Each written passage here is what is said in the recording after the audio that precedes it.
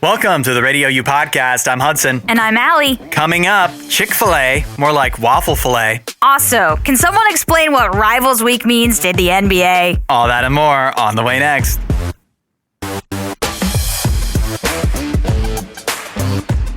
The NBA schedule has been fully unveiled now that LeBron finally decided where he was going, or at least revealed where he was going. And the NBA is doing something, I believe this is new in the 2026 season, the 2026-27 season, because this will actually take place in 2027. Rivals Week. Yeah.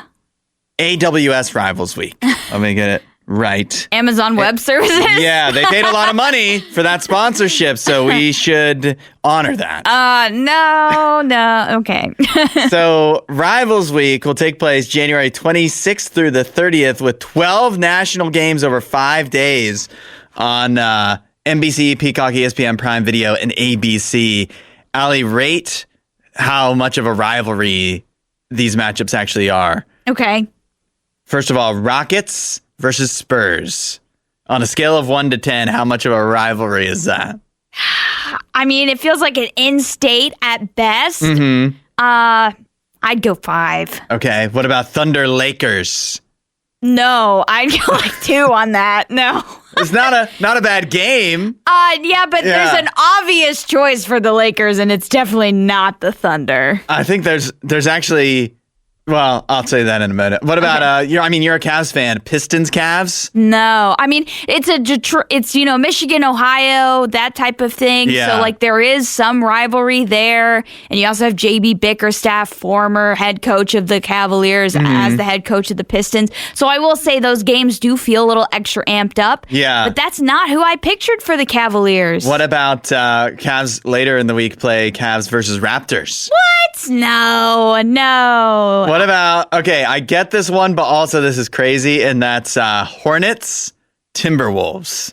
I mean, for recent things that have happened, sure. But yeah, it doesn't feel like a long-time rivalry. Can it be a rivalry if you trade with each other? You're right. It's not even they like... worked together. Yeah.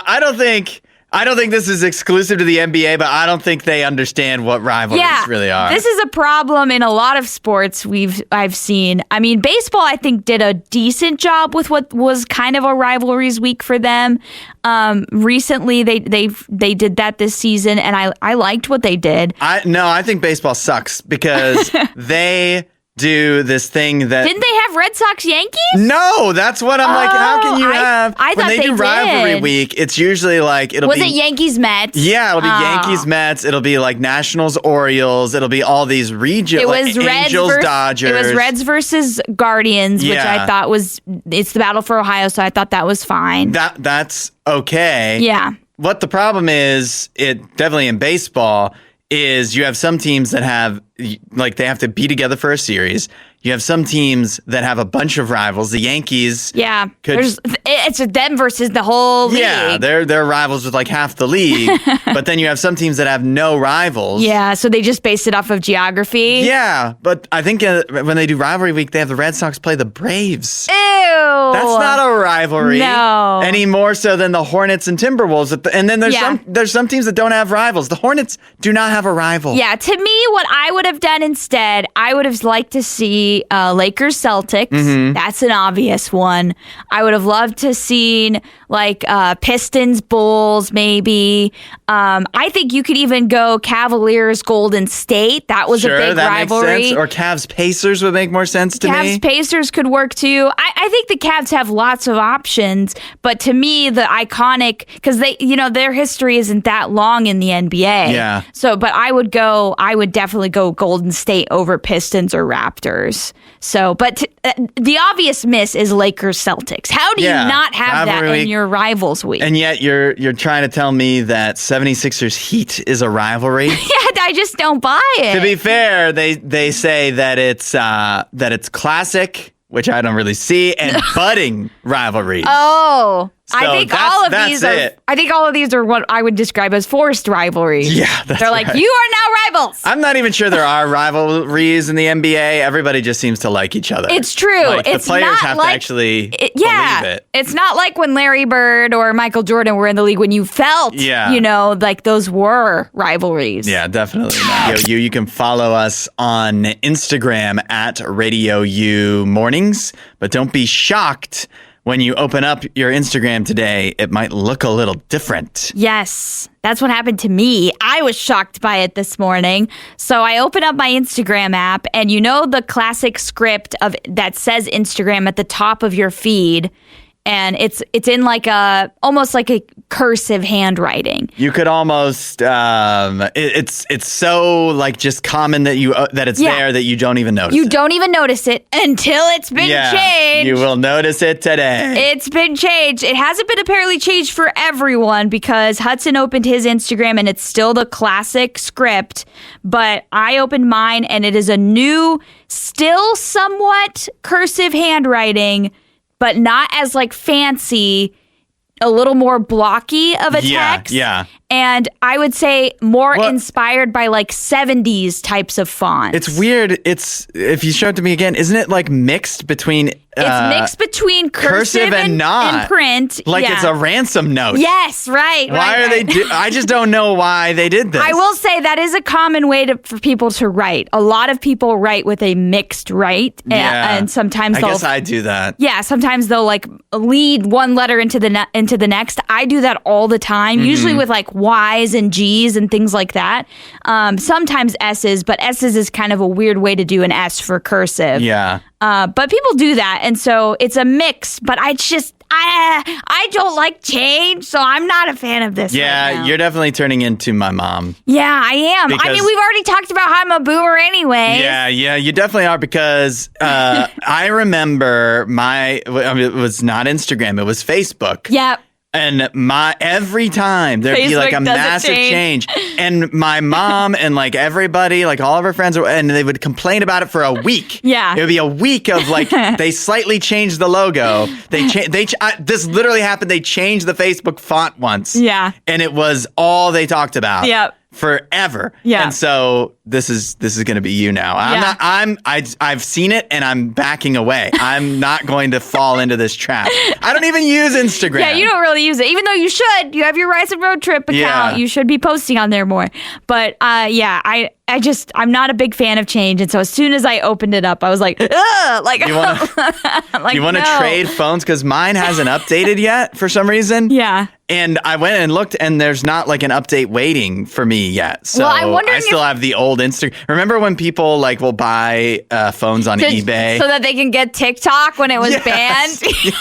I'll auction my phone off. On eBay. So I have keep the OG old Instagram. Yeah. Well, I wonder if they're just slowly rolling this out because people typically don't like change. We're creatures of habit. Mm-hmm. And so I feel like sometimes there's lots of, we talked about the Cracker Barrel logo change. Mm-hmm. There can be negative reactions to this. So maybe they're just rolling it out slowly. Well, you rolled it out to the wrong person. Yeah. Hey. Also known as me. That would actually be a smart strategy because if you roll it out to everybody all at once and people hate it. Then a bunch of people are all complaining at once. But if you only make it so that a few people can complain at a time, then you never have to deal with the whole firestorm of people complaining. Either that or they have enough time to like change it back. Yeah, if the reaction is that bad. Sometimes it's like rip the Band-Aid off, but maybe in some cases, maybe it's like slowly as you possibly can. This feels like because then you might not feel it. They've learned from Cracker Barrel. Yeah.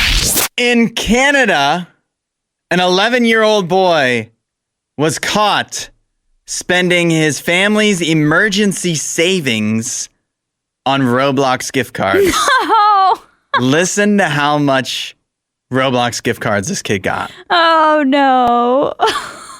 $2,000 worth. Oh, my goodness. Of Robux this kid has now. I don't know how many stories I've heard of this happening, but honestly, I was thinking it was going to be worse than that. It's still really bad, but I was thinking it was going to be worse. This one is kind of crazy because usually it's like it's like a kid on somebody's phone or whatever. Yeah, they're on Fortnite. And the credit card is connected because of course. And so then they just don't even necessarily realize what they're doing. They're just like buying. Yeah, I want that.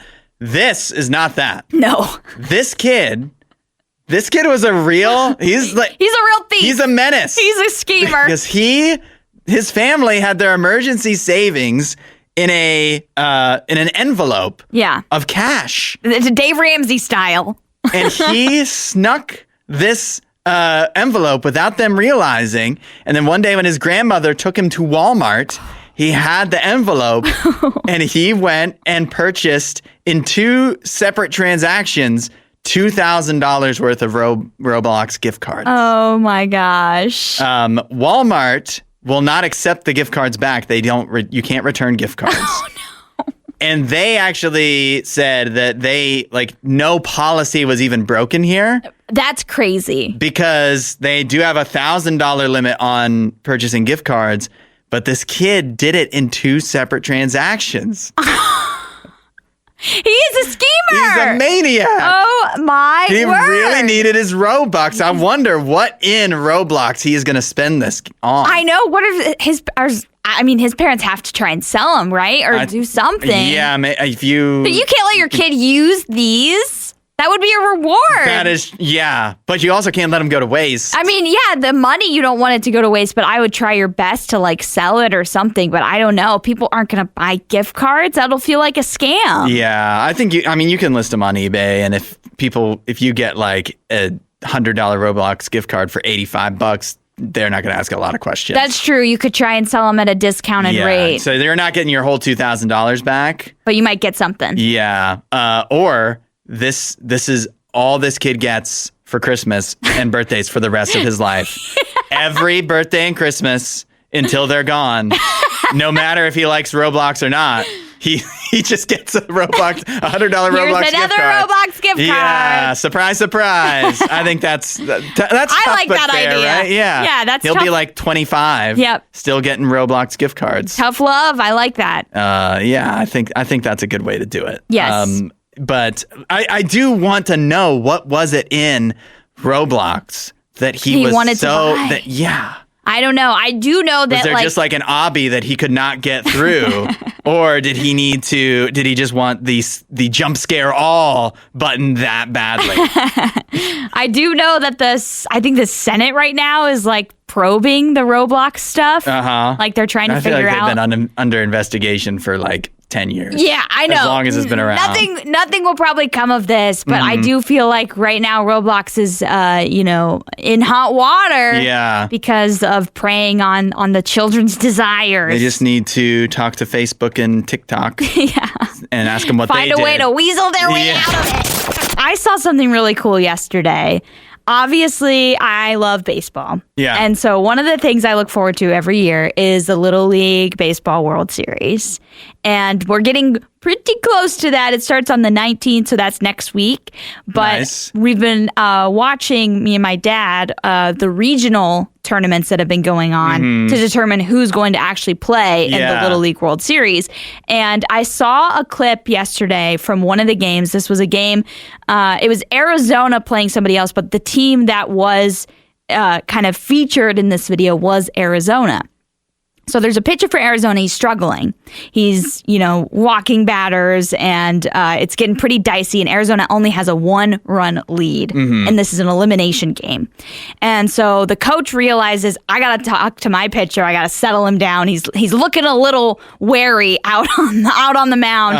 And if you ever talk to anybody who's ever played baseball, particularly been a pitcher, you'll know that they always say being on the mound can be a very lonely job. You can be up there sometimes and you just feel it, and then other times you're up there and you're just like, I have no command over this ball. I don't even know what I'm doing. It just seems like you're lost.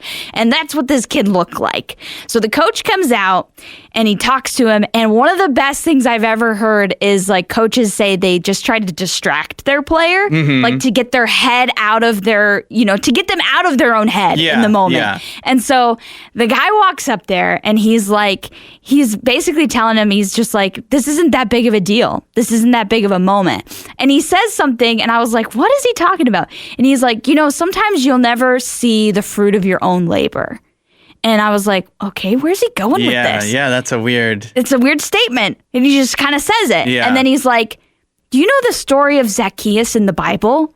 And the kid's like shaking his head, like nodding his head. And he's like, somebody planted that tree 30, 40 years before Zacchaeus came along, climbed up into that tree, used that tree, and then was able to see, Jesus. Yeah. And he's like, if you walk the next 5 batters, Jesus is still king. Interesting. That's what he tells them. And he's like, if you walk the next 5 batters, Jesus still loves you, and I still love you. And he's like, I love you. You know that, right? And the kid's like, nodding his head. And you can tell like he's like lightening up a little bit, like things are getting better. Yeah. Things are not as doom and gloom for him. And that's like all he says. He doesn't say anything about like, try this pitch, do this thing, whatever. He just like tells him what really matters in life is this is just a game. Jesus is still king, whatever happens. This is just a game, have fun, I think is like the last thing he tells him, which I love. That's what any coach should tell a kid. Have fun out there. Just play loose. Yeah. But yeah, I really loved that statement about, who planted that tree? You may never see the fruit of that labor. Somebody planted that tree 30, 40 years before Zacchaeus came along and used it, was able to see Jesus, and it changed his life. But yeah, it was just a really cool moment that I got to see. Well, I mean, it still applies no matter what age you are, whether you're playing sports or sometimes you just put a lot of pressure on yourself at school or at work or whatever it is that you need to get something done. And even if you completely fall on your face and mess it up, God still loves you. Yeah. So that should take a lot of the pressure away in life. And like, to convey it to what we do, you could, like some people work really hard, Nene will work really hard and like put it up a social media post and it flops. Yeah, it gets no traction. It gets no engagement whatsoever. But you might never see the fruit of that. Yeah. You might never notice. The one person that needed to see it. Yeah. Even if it gets hardly anything, there might have been that one person. So yeah, it's all so true. Yeah, it's all true. It's all connected. And I just love that a coach took that moment to remind a kid, this is what really matters in life. Jesus is king. Don't worry if you walk the next 5 batters, which probably means Arizona loses the game. It's okay. Yeah. If you want to know more about what that pressure coming off feels like, the best place to start is RadioU.com/free gift. But literally, you can just start talking to Jesus wherever you are right now and have that experience right now. One of the stars of one of the movies that's out this weekend that we'll cover in the Weekend Watch List is Anne Hathaway. Yes. Another one of the stars is an Australian cattle dog named Starbuck. I've seen some clips with Starbuck. Yeah. Because Anne Hathaway and this dog star in a movie together, Anne Hathaway's been getting a lot of questions about dogs in movies. I mean, she was just in the Odyssey, and there's a dog in the Odyssey. There is? Yeah. I didn't know that. Yeah, it's in the original story, too. I still haven't seen it. Yeah. Oh, okay, that dog. Yeah, got it. But Anne Hathaway, this led her to share a possibly wild idea for movies with dogs, and that is that any movie where the dog dies should get an R rating. Automatically. No matter what else is in the movie, that should be an automatic R. Yeah, okay, it does seem like a lot of movies that would be willing to kill the dog would be movies already rated R, though. It's like horror movies that are willing to do that. Yeah. But is John Wick rated R? I believe so. I want to say yes. If not, it should be, I guess. I want to say yes. But what about that would mean these going back in time, the old movies about kids and their dogs. Old Yella? Like Marley and Me. Oh my gosh. Would be an R-rated movie. It's so sad. That movie traumatized me as a child. Yeah, okay, yeah. I'm looking up if John Wick is rated R. Let's see here. Yes. Okay. All of the franchise. So it wouldn't change. Wouldn't change that one. But yeah, like Old Yella. Yeah. And Marley and Me, those would be rated R movies. It's one of those things where it's like, I don't know if they should be Old Yella, rated R. I don't think so. But it does have a very traumatizing moment. Maybe a trigger warning at the beginning. You know? I have a friend from growing up, shout out to Josh from homeschool, who he had a Is whole... this your brother? Josh from homeschool? We had gym together in science class. Oh, okay. We had... So you had like, what's it called? Homeschool? They called it Co-op? Yeah. At the co-op, we had science class together, Okay. where one of our friends' dads taught us science. Was he a magician? I forget what his dad's name was. But Josh had a theory that movies should, like, there's the whatever the rating is called, where it could be R, it could be PG-13, whatever. Like the MPAA thing? Yeah. Okay. But I mean, there's that rating. But he said that maybe movies should also have an emotional rating. Oh, I like it. Because, and there's some movies, and then, like, that wouldn't mean you can't see it, but it would just mean, like, this is what you should be prepared for. Yeah. And so the example would be, like, Up should have a very high emotional rating because of the beginning of Up. Yeah. Marley and Me would probably have a very high. Super high. Yeah. Yeah. Like NC-17 Yes. for emotion. Yes, you need to be emotionally mature if you're going to watch this movie. Yeah.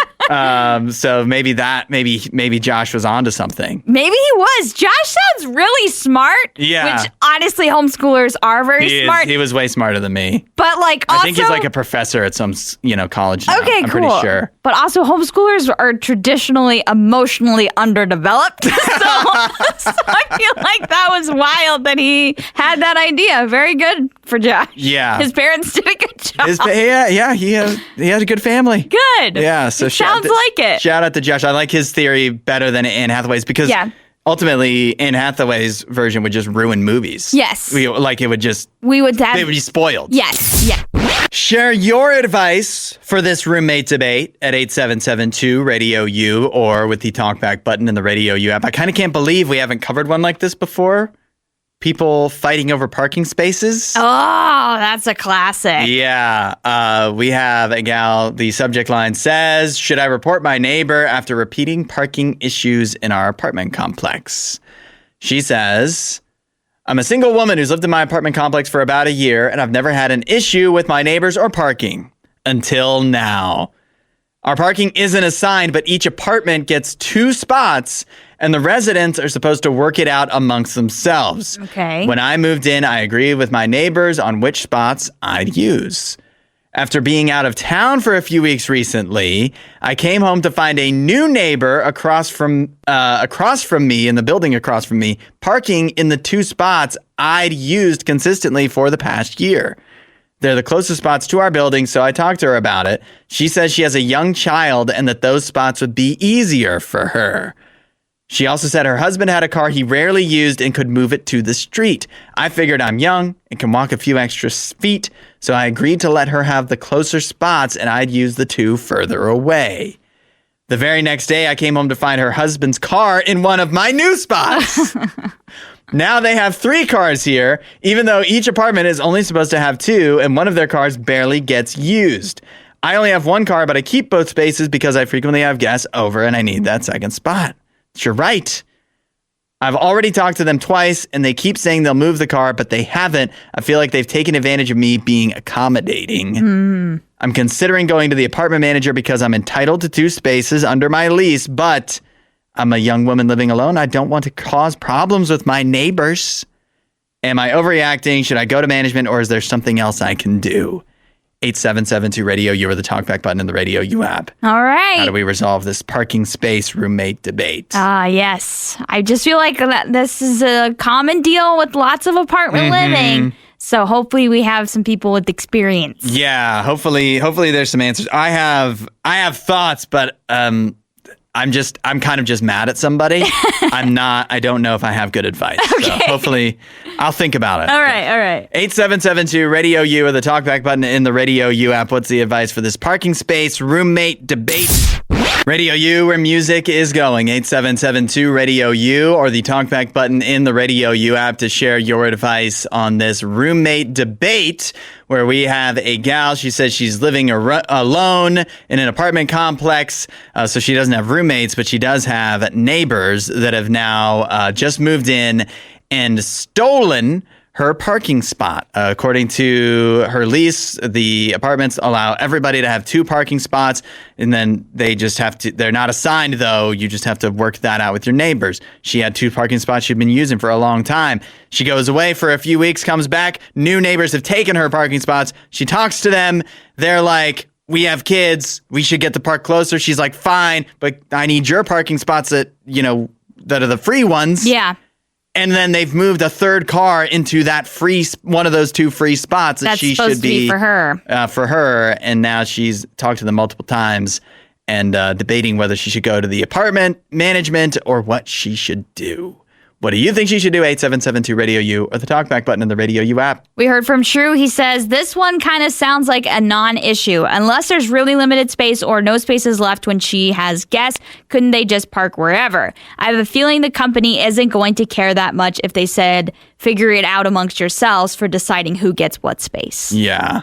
We also heard from William at 8772-RADIO-U. He says, my townhouse complex, every house gets 2 spots. The difference is every space is marked. Usually one spot you get is right in front of your house, and the other is a few spots down. If someone consistently parks in one of your assigned spots, you can contact management and they first put a warning on the car and then tow the car if they keep parking in another person's spot. I would say since you already have talked to the neighbor, definitely go to management. They could talk to the neighbor. Yeah, they could talk to the neighbor, maybe send them like a warning letter like, hey, you have a 3rd car. You're not supposed to have a 3rd car. So like get that car removed, put it somewhere else, whatever.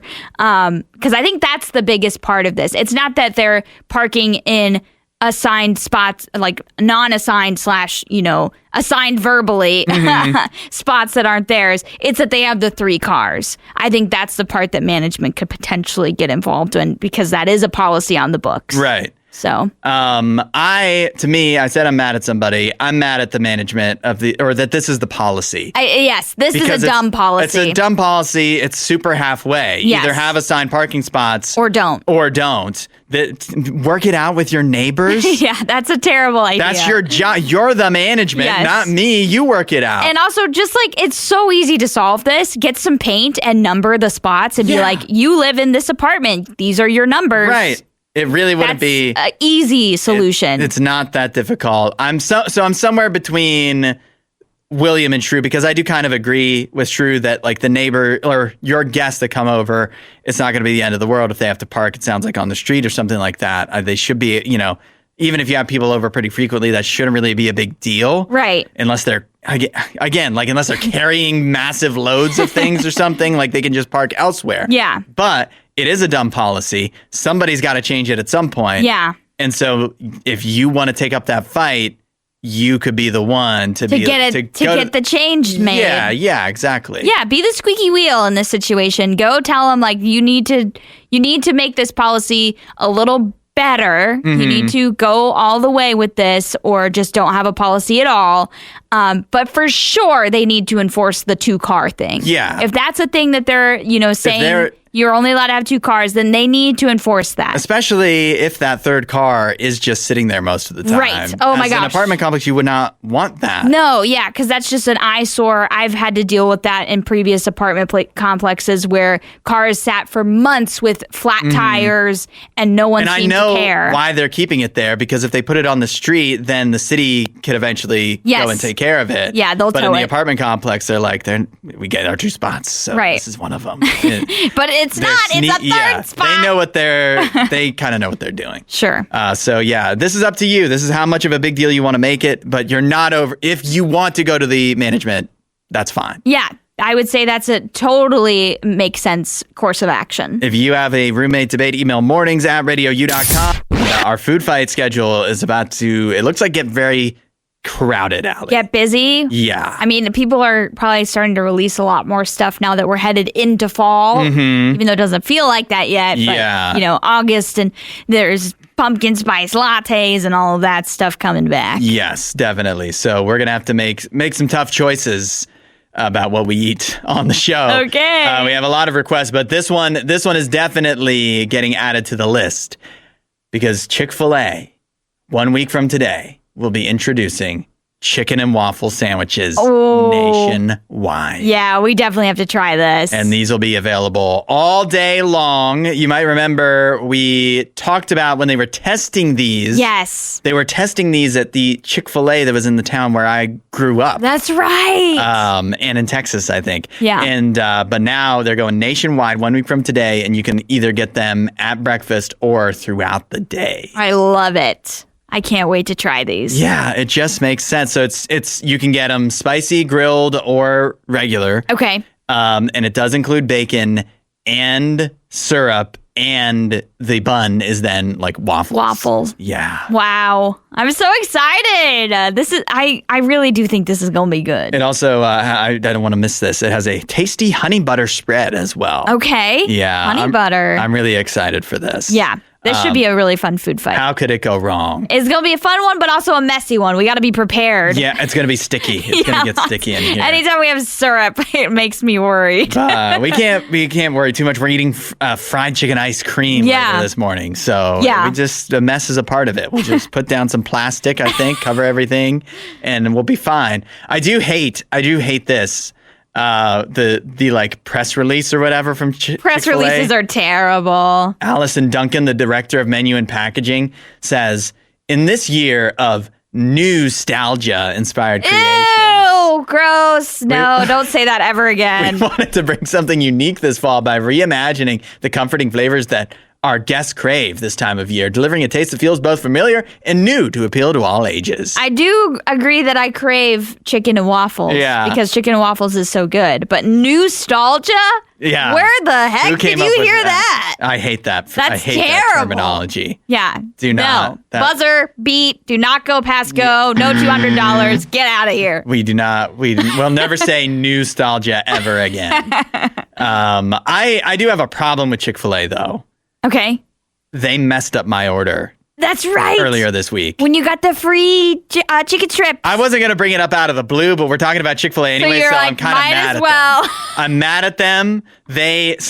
It's so dumb. I feel like, am I allowed to be mad? Because here's what happened. Okay. They sent out, and first I thought it was special because they sent this notification on my phone. They're like, hey, you get 3 chicken strips for free. Just come on in. Yeah, apparently this was to everybody who had the app. Yes, and so I told you about that, and I'm like, I'm going to Chick-fil-A, and you're like, yeah, I got that too. And I'm like, dang it, I thought it was just me. I thought they just were being nice to me. No, it's everybody. 'Cause I haven't gone in a while. I didn't see the notification, but Nene told me. So I go, and I get the 3 chicken chips for free, and then it's just like, I'll buy a large fry so that it's like, a full meal. And so I go, and they gave me my large fry and all the Chick-fil-A sauce I asked for, but my 3 chicken strips was only 2. Oh, And no. It's not even like, oh, there was 2, and then there was like a small one that shouldn't count, but it was in there, so technically it was 3. No, it was 2 strips. That's terrible. But how can I be too mad? I didn't pay for those strips. But you asked for 3. But it clearly said on the bag, there's a sticker printed out that said 3 strips. So an employee messed up. And they don't know how to count at Chick-fil-A. I don't know. They haven't taught them that. The rare mess up from Chick-fil-A. Because I do feel like it is rare for them to mess things up. I do feel like I can't be too mad because they then sent me a survey. And the survey, if you fill it out, then you get a free sandwich. But so you filled it out. Did you tell them them that they messed up? I did tell them. Yeah. And now I'm like, I got to get my free sandwich. But then it's like, are they going to mess that up too? No. I mean, Chick-fil-A. They're going to give me 2 pickles instead of just 3? It's very rare that they're going to mess things up. All right, we've got a couple chances to put them to the test. Yeah. Get your popcorn ready. It's our Friday tradition, the weekend watch list, letting you know which new movies you could be watching in theaters and at home this weekend. We'll even cover some shows. Oh. This is, we'll see how fast we can get through this. There's a lot going on this weekend, and particularly it's a big weekend for dinosaurs. Okay. Starting with The End of Oak Street.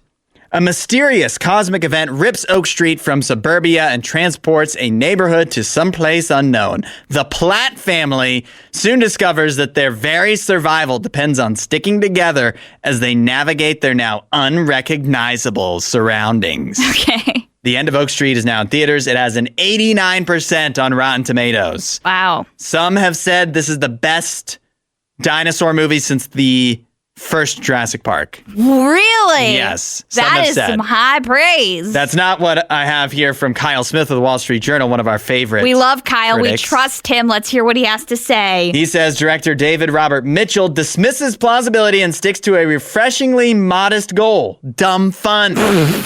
Once it gets going, Oak Street makes the audience squirm, scream, and laugh for nearly an hour, and I had a great time. Okay, Kyle. Yeah, so just It's a popcorn movie. don't expect an Oscar Yeah. for the end of Oak Street, but you should have fun. Okay, I like that idea. So I'm looking forward to that. I told you it's a big week for dinosaurs because it's also Paw Patrol, the Dino movie. Yes. When their ship gets caught in a storm, the Paw Patrol pups wash up on a tropical island that's teeming with dinosaurs. They soon befriend Rex, a baby dino who's been stranded on the island for years. When Mayor Humdinger mining plans cause a huge volcano to erupt, the pups spring into action to save Rex's home before everything becomes extinct. Beautiful. How did Mayor Humdinger get there as well? He found a way. They were probably chasing him, I guess. Yeah. Maybe. Paw Patrol, the Dino movie, is now in theaters. It has an 86% on Rotten Tomatoes. Oh. But wait to hear what our favorite critic, William Bibbiani of The Wrap, has to say. William watched Paw Patrol. Let's go, William. William Bibbiani says, it's hard to shake the idea that we're watching the type of kids movie Omni Consumer Products would produce for the dystopian TV channels in Paul Verhoeven's RoboCop. What a review. He did not like it. What a review for William Bibbiani for Paw Patrol. Talking about RoboCop in He a just Paw Patrol movie. Roasted. He just put Paw Patrol in a body bag. I literally have at least two other movies we need to cover. Okay. So I feel like we're going to have to make this a two-parter. All We right. can watch this. 2 parts. Although, how I could we love top that from William Bibbiani? I know that, but that's a great way to end part 1. Yep. And now we're teasing you for part 2. Stay tuned. Maybe you hate dinosaurs. Maybe. So you don't want to watch the end of Oak Street or the Paw Patrol the Dino movie. We've got more for you. There's still more movies. Without dinosaurs. Radio U, where music is going, 8772 Radio U. We are in the midst of our Friday tradition, the weekend watch list, letting you know which movies you could be watching that are new in theaters and at home this week. Hopefully your popcorn is already ready. We already covered the end of Oak Street and Paw Patrol, the Dino movie. Yes. Let's talk about movies that, as far as I know, do not revolve around dinosaurs. That includes The Brink of War. U.S. President Ronald Reagan races against time to salvage a deal with Soviet leader Mikhail Gorbachev that could dismantle nuclear arsenals or ignite disaster. With pressure mounting on all sides, every word spoken brings the world closer to peace or to the brink of destruction. Ooh. Spoiler alert, I don't think the destruction happens since we're still here. I was going to say, I think we know how this one ended. The Brink of War is now in theaters. That has a 65% on Rotten Tomatoes. Not terrible. Glenn Kenny of the New York Times says, what pleasure and intrigue the movie has is provided by its top-billed cast, which includes Jeff Daniels as Ronald Reagan and J.K. Simmons as someone named George Schultz. Okay. A man named Jared Harris plays Mikhail Gorbachev. All right. I don't think he's Russian. Jared, Doesn't sound too Russian. Yeah. Could be a little Russian. So that's in theaters this weekend. Also, one more in theaters for you. Nimrods. When Tommy receives a phone call inviting his band to open for Green Day on New Year's Eve, he doesn't realize it's an elaborate prank by his older brother, Wayne. No, Wayne. Desperate to believe his life is about to change, Tommy steals Wayne's car and drives his band from Kansas City to Los Angeles in 3 days. It stars Mason Thames. Oh, okay. Yeah, that kid. And McKenna Grace, and it has Nimrods is now in theaters. Okay. It has a 77% on Rotten Tomatoes. Lawrence Phelan of Guardian says, the soundtrack, about 98% of which is by Green Day, is a bit one note, but it's got a lot of bounce. Likewise, the script is unsophisticated but enjoyably performed. Okay. I hate Green Day. You really? I hate Green Day. I was never a big fan. I didn't hate them, but I Yeah. never listened to them. I don't hate every song, but I hate the band. Okay. I hate how they are. If you see Green Day still now, their guys are like 60, and there's still one of them making a stupid face in every picture with like blue hair. I hate Green Day. I hate them. So this is not the movie for us. No, definitely not. Okay. Finally, if you want to stay home this weekend, don't say good luck. In this coming-of-age dramedy, Sophie Birnbaum is ready for the spotlight as the lead in her high school musical until suddenly she's living with even more drama at home than on stage. That's really her name in the movie, Sophie Birnbaum. Yeah. What a name. It stars Adam Sandler's daughter. Oh, so this is on Netflix? Sunny Sandler. Yes, it's on Netflix. It has a 100% on Rotten Tomatoes. The critics are looking favorably upon his daughter. Mary McNamara of the Los Angeles Times says, "Love is the root of much pain, but it's also what conquers it in the end." I mean, yes, I guess. But what about the movie, though? Yeah, like, can we talk about what the movie does? So Don't Say Good Luck is now on Netflix. Also, Camp Rock 3 is on Disney+. Oh. And then let's talk about TV. It's the new season of Ted Lasso on Apple TV. Never watched any of that. I've watched some. It's pretty fun. The new season, it's already premiered. It was the biggest premiere in Apple TV Plus history. Wow. The new season of Reacher is on Prime Video. Okay, haven't watched any of that. We were getting confused between Reacher and Jack Ryan. They seem like the same show, even though they're definitely not. Yeah. I think they're the same. They just have different actors. Different lead guys. The new season of Tires is on Netflix. That's Shane Gillis's show. Oh, yes. That looks really funny. I need to watch it. And then did you know this? I've heard a lot about this coming. It starts on Sunday night. Lanterns on HBO and HBO Max. Yes, this is the Kyle Chandler show. Yes, Kyle Chandler as one of the Green Lanterns. I love Kyle Smith. I love Kyle Chandler. I love Kyle. Yeah. This is supposed to be a big part of the DC universe, so... Yeah, I'm a little nervous about that aspect of it. The DC universe and what James Gunn has built is a little bit like... It's crumbling a little bit. But there's only been 2 movies. I know, but I'm not pleased with what I've seen yet. But I'll give Lanterns a shot. Yeah, I'm excited about this. I don't see reviews yet, though, for it. But it sounds like a lot of the reception seems pretty positive. The trailers make official reviews. The trailers make it seem like a movie, like the budget of a film. So that gets me, at least a little excited to check it out. Since it's late on a Sunday night, I don't know that I'll get to it by Monday. Yeah, but I definitely am making a point to watch Lanterns on HBO Max because the actors are great and I like the idea. I do too. That's your weekend watch. Let's let us know what you see at 877-2-RADIO-U. We'll see you at the movie. How do you, when you get corn on the cob, how do you approach eating it? I usually put the little spindle holder thingies on the ends and then just chomp down the line. What direction do you eat? I would say I'd go left to right. You do the typewriter style? I do typewriter style, but I usually start in the middle, not at the end. I start in the middle. Oh, wait a minute. You start in the middle of the cob. I'm pretty sure I do. Yeah. What? I was not expecting. I don't know why, but I feel that eating it typewriter style is wrong. How do you eat it? You eat it. You still use the little holders if you can because it keeps your fingers from getting super buttery and, whatever. And you also don't want your hands all over the, corn that you're eating. I like to use the holders, but I start at either the right or the left. I don't think it particularly matters. I think I usually start on my right. And you spin it and you eat it in a circle. You eat it in a circle like you're peeling a potato or an apple or something, Okay. And then you go down the line. So you start at the right, eat all of that on the right, very right side, and then you continue on down to the left. I mean, I still do it. I still do the circle thing. It takes me a little in a different direction. But you go in strips. You eat it in horizontal strips. But I'm eating in circular. I'm still rotating it though as I go. Well, I'm eventually, just rotating you wouldn't just eat one line. I'm just rotating it in a longer line than you are. But you're going left to right first. I'm going around first. Yeah. And that I feel is the right way to do it. Okay. But starting in the middle is actual craziness. I can't don't believe think so you at do all. That. That's the best part of it. The best part of the cob is the middle.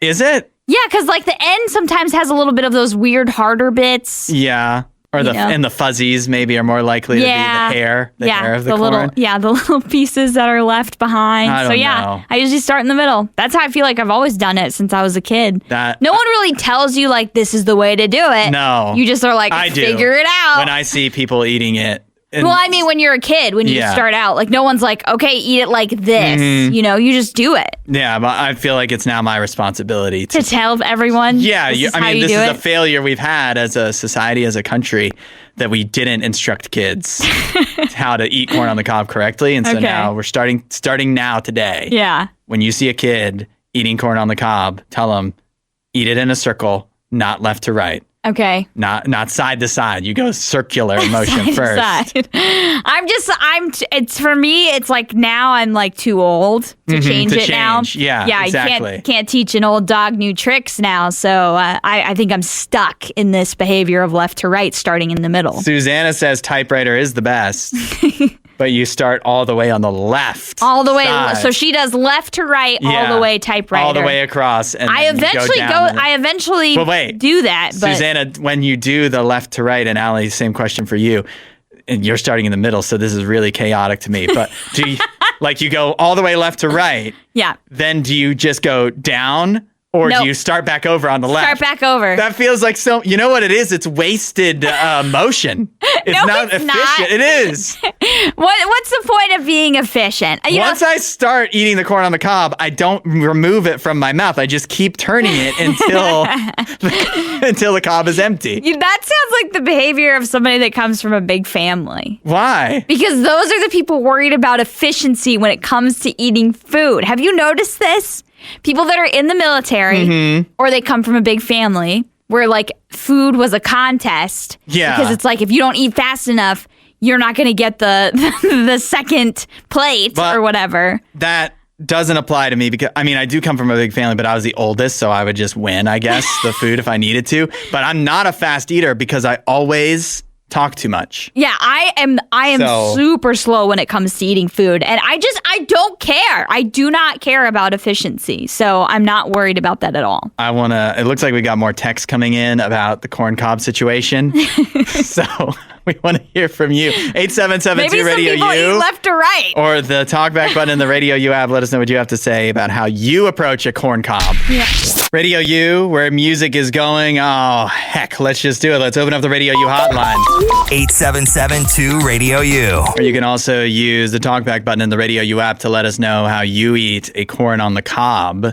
I approach it from the right side and I eat in a circular motion around so that like the entire right of the cob becomes bare. Then I move left. Becomes bare. Until eventually the entire cob has been stripped of all corn.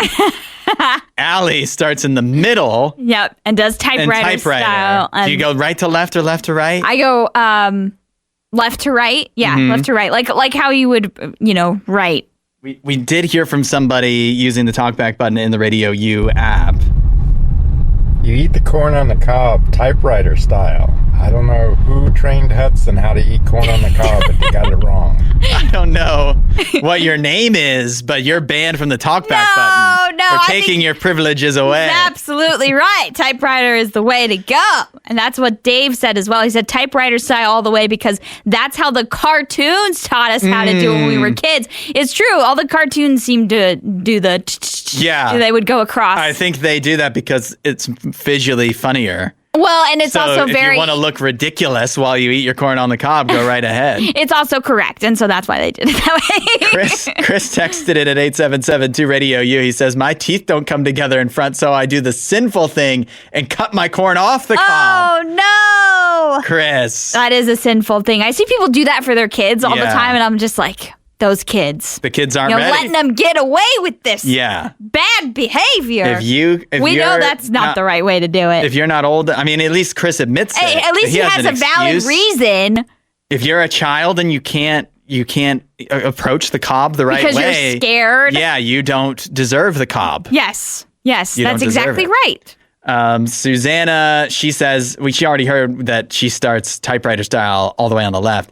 She says, start on the left, move downward, but actually prefer to just, she cuts it off too! Oh, no! Because I hate when it gets stuck in my teeth. No, Susanna, no! That's part of the experience.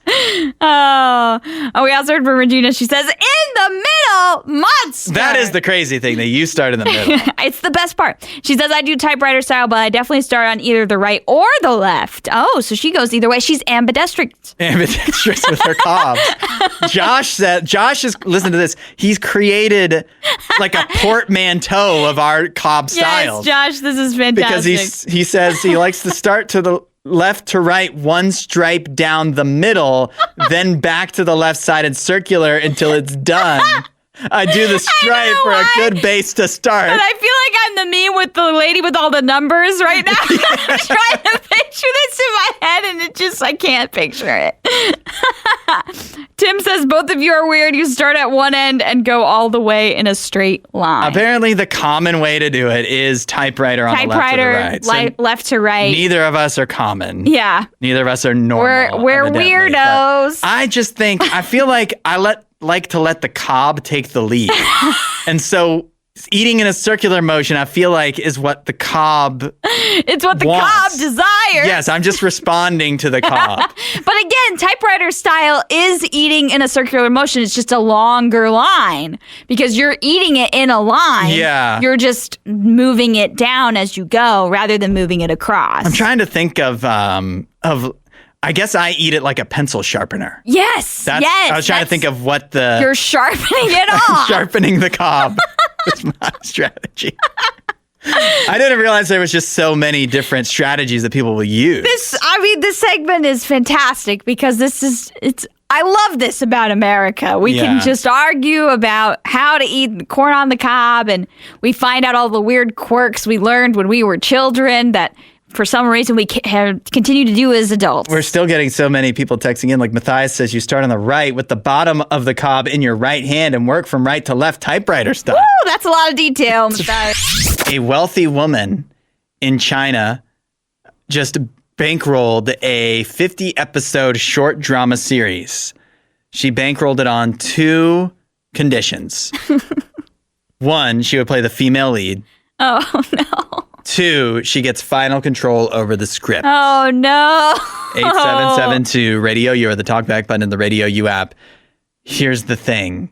In the script, she made sure that the final script included more than 60 kissing scenes. What?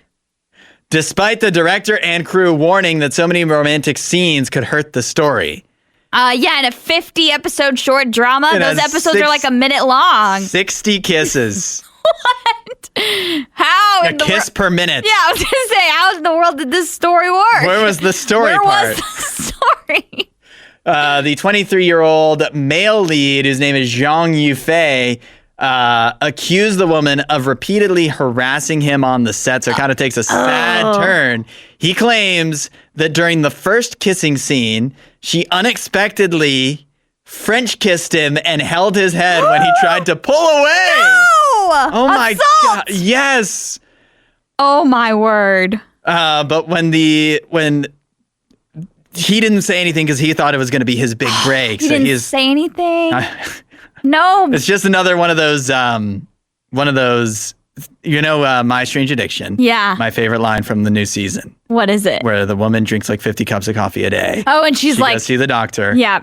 And the doctor's like, do you have diarrhea? She's like, I thought that was just part of it. I just thought that was an everyday. I thought being French kissed against my will by this woman is just a part of acting. Just a part of the job. It's just a part of the job. I guess this is expected. No, say something. Speak up. He didn't speak up. The cast and crew, although they did kind of try to change, the script, she allegedly said, quote, I've seen more short dramas than you've ever made. Oh, yeah? She's a big fan. That's clearly. not how it works. I've seen more football games than you've ever coached. So I think I know what to do I here. can call the plays for Akron. Yeah. Oh, my goodness. I feel really bad for this guy that he had to deal with this lady. She just was... She wanted to make herself the big star and also kiss a guy for free. Hopefully. Well, not for free. She wanted to kiss a guy and pay for it. She couldn't do it the old-fashioned way by like getting on a dating app. Nope. And instead had to bankroll an entire 50-episode TV show. What a strange way to prostitute somebody, hire a prostitute. Hopefully it is his big break.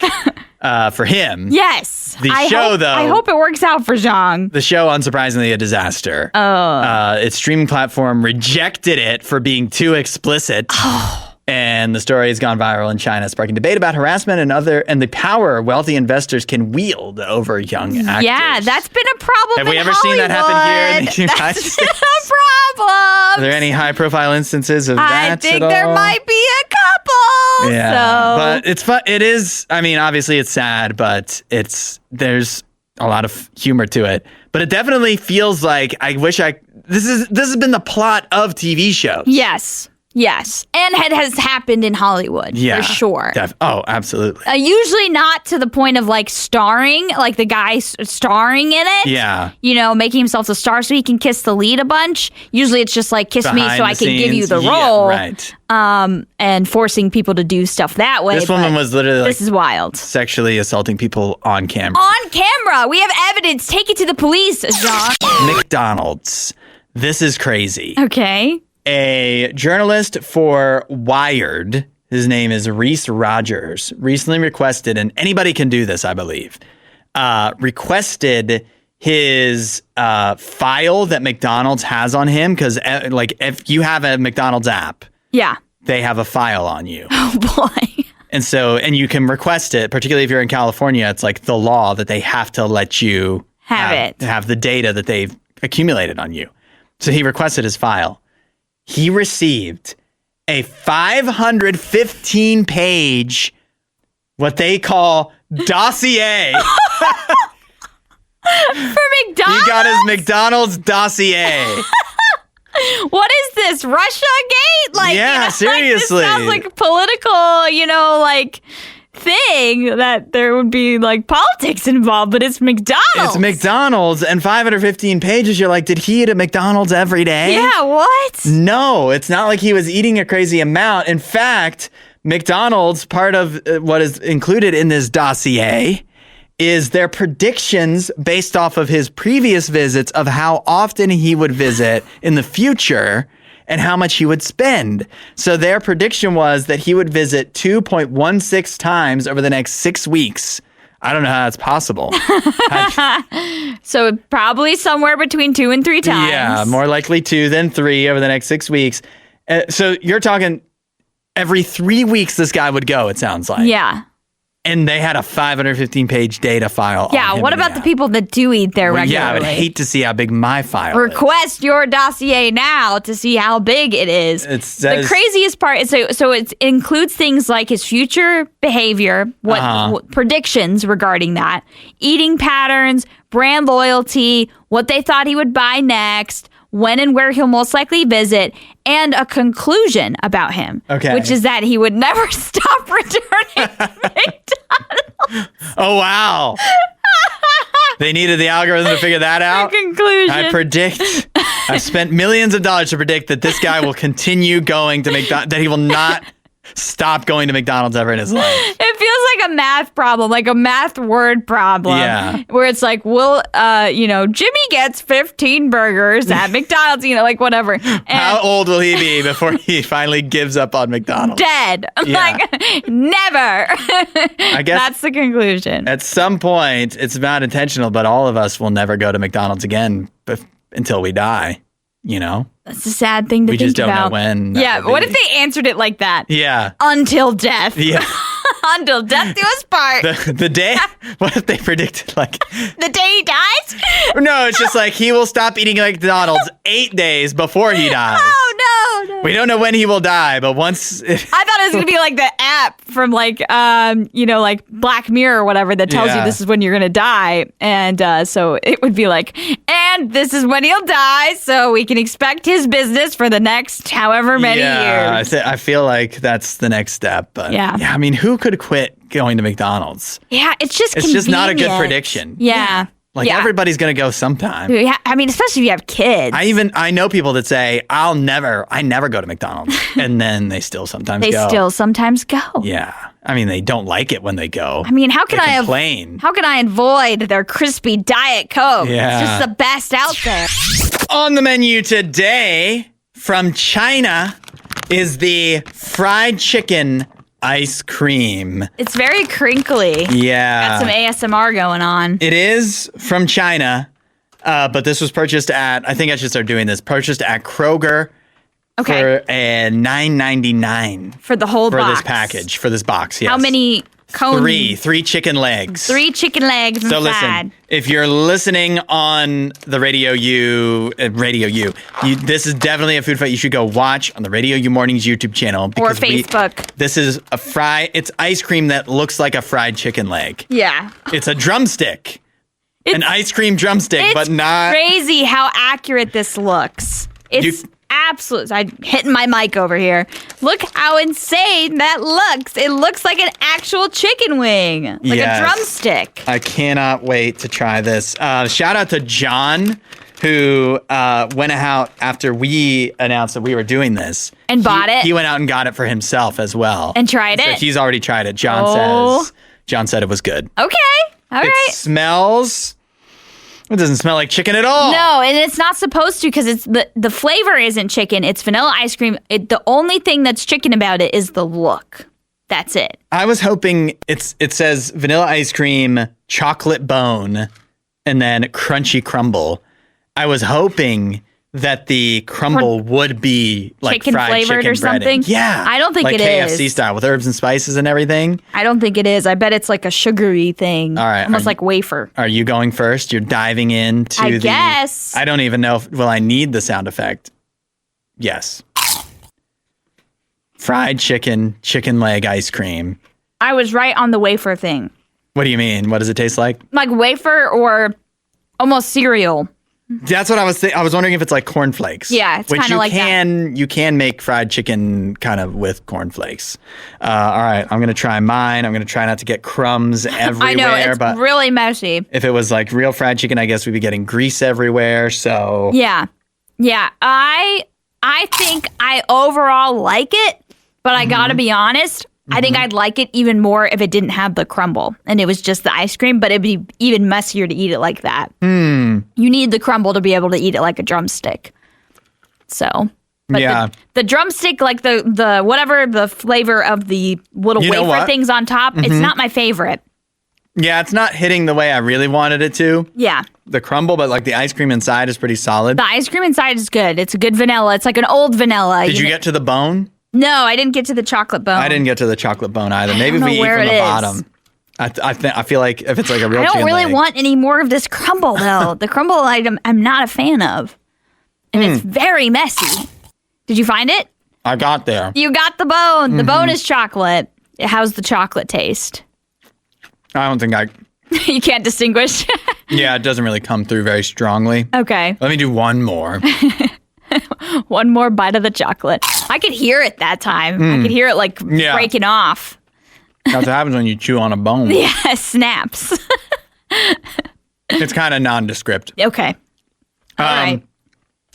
I don't know. The more I eat it, It's a fun little thing. It's a fun little novelty. it'd be a funny prank Yeah. to pull on somebody. Yes, I could see kids really enjoying something like this, a snack Yeah. like this, but I it's mean, just not for me. An expensive prank because it is $9.99. Yeah, that's a lot for ice cream. It's Ice cream literally is usually 3 legs. Yeah, ice cream is usually one of the cheaper like snack dessert things you can get at the store. Like a tub of ice cream is Yeah, not usually but you shouldn't more do than that. $2 or $3. You shouldn't get those tubs though. Why not? They're not good. I love getting the You tubs. gotta hate kids if you get them that tub. I'm not. for a I don't party. have kids. I Yeah. just like to put it in a bowl No. and then put all the ingredients I want on top. I just remember when I was a kid, and if you went to a birthday party and it was like the ice cream in the tub, you're like, You're like, come But on. I love the ice cream I in the thought tub. this was You a can- party. You can get cookies and cream. You can get like the red velvet, like all the different type of flavors. Yeah. I love that type. Yeah, no, yeah, like a brand of ice cream, not like the tub Well, or that's even what worse, I the meant, like cardboard box. a carton of ice cream. The cardboard box is the worst. The cardboard box. Yeah, of ice cream. I never got the cardboard Those are- box. those are But most of horrible. the cartons are like some type of cardboard. some type of board. Yeah. You know. No, but I'm talking about when it's in a little box. Okay, yeah. That's the worst. That was the cheap stuff. Yeah, that's cheap. That or when it's in like the tub with the handle. Yeah. And we don't want That's those. just like the plain vanilla, plain chocolate. That's definitely birthday ice at cream. a party. That does not belong. That shouldn't be sold. Even though it always is at a birthday I know. party. Yeah. That's the only time you find it. If you can't afford the real ice cream, you can't afford to throw a party. Thanks for listening to the Radio U podcast. Don't forget to rate and review the show.